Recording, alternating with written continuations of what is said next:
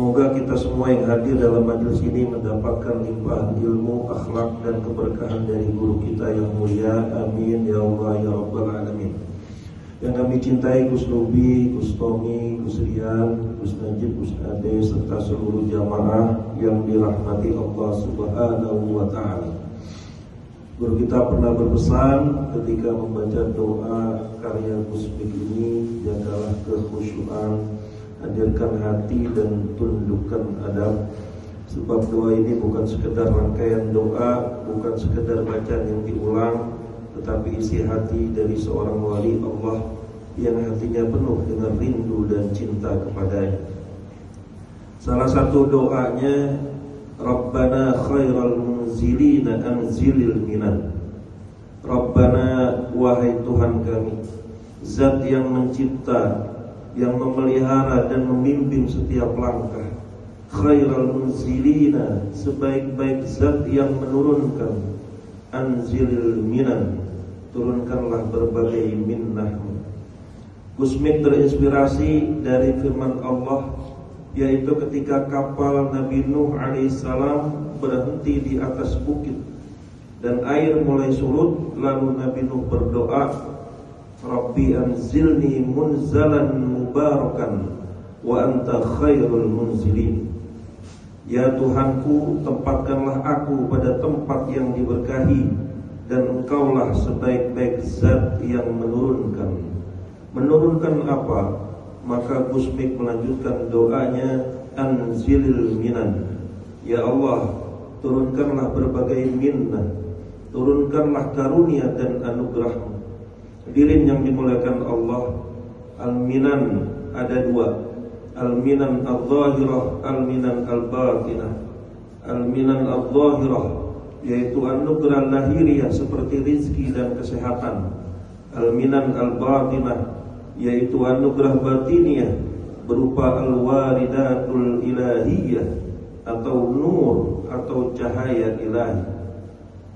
Ibnu Athaillah As-Sakandari pernah menjelaskan, al-minan hiya waridatul haqqi ilal qulub la tuktasabu bil a'mal walakin tumnahu bil fadli. Minan itu adalah warid-warid ilahi, limpahan-limpahan ilahi, cahaya-cahaya ilahi yang masuk ke dalam hati. Ia tidak diperoleh dengan amal, tetapi itu semata anugerah pemberian dari Allah Subhanahu wa Ta'ala. Innama awrada 'alaikal warida litakuna bihi 'alaihi waridan. Sesungguhnya Allah menurunkan kepadamu warid agar dengan cahaya itu engkau datang menghadap kepada Allah Subhanahu wa Ta'ala. Hadirin yang dimuliakan Allah Subhanahu wa Ta'ala, ada beberapa sebab yang menyebabkan orang mendapatkan cahaya tersebut.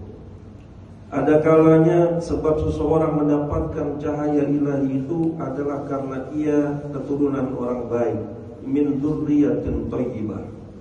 Mungkin ayah, ibu atau leluhurnya dahulu adalah orang soleh, orang yang dekat dengan Allah, seorang wali atau seorang hamba yang selalu berdoa untuk anak cucunya.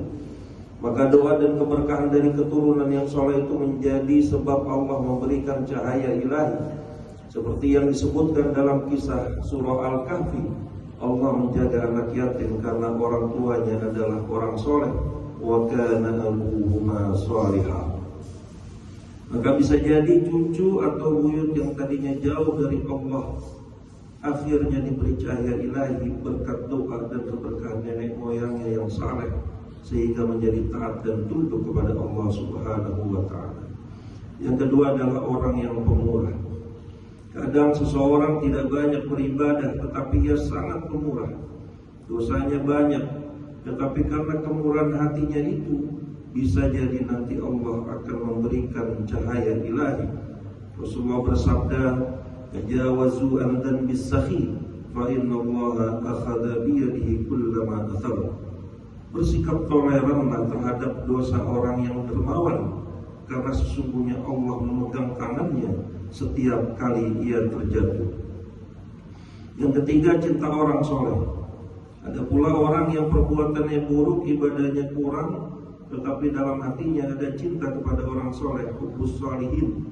cinta tersebut bisa mengundang cahaya ilahi yang menuntun hatinya kembali kepada Allah Subhanahu wa Ta'ala. Dan yang keempat, berkat ilmu. Ada pula yang mendapat cahaya ilahi karena ilmunya.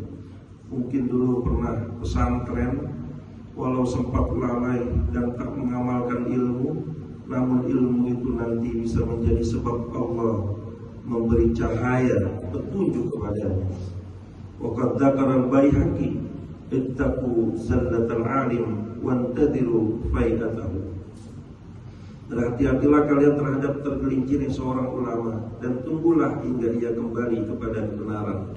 Artinya, jika seorang ulama tergelincir dalam dosa, jangan mencelaknya, karena berkat ilmunya Allah mudah mengembalikannya ke jalan yang benar. Dan yang kelima, orang doa orang soleh. Kadang seseorang mendapat cahaya ilahi karena doa orang yang soleh yang mendoakannya. Mungkin ia banyak maksiat, tetapi ada orang tua, ada guru, ada wali Allah yang berdoa untuknya. Maka doa itulah yang menjadi jalan turunnya cahaya ilahi kepadanya. Dan yang terakhir, karena musibah. Kadang juga cahaya ilahi datang melalui musibah. Seseorang diuji, hartanya habis, kesehatannya terganggu, lalu dari situlah ia sadar, menangis, dan kembali kepada Allah Subhanahu wa Ta'ala. Hadirin yang dimuliakan Allah Subhanahu wa Ta'ala, maka dalam doa ini, Rabbana khairal munzilina anzilil minan, seolah-olah kita ingin mengatakan, ya Allah, kami hamba-Mu yang lalai, minal ghafilin, kami ingin kembali kepadamu. Ya Allah, anzilil minan, limpahkanlah karunia-Mu, baik lahir maupun batin.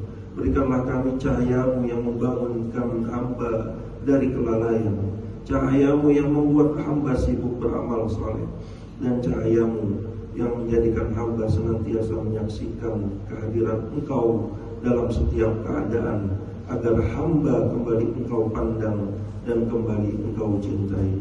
Wa sallallahu ala sayyidina Muhammadin wa ala alihi wa sahbihi ajma'in, walhamdulillahi rabbil alamin. Wassalamualaikum warahmatullahi wabarakatuh.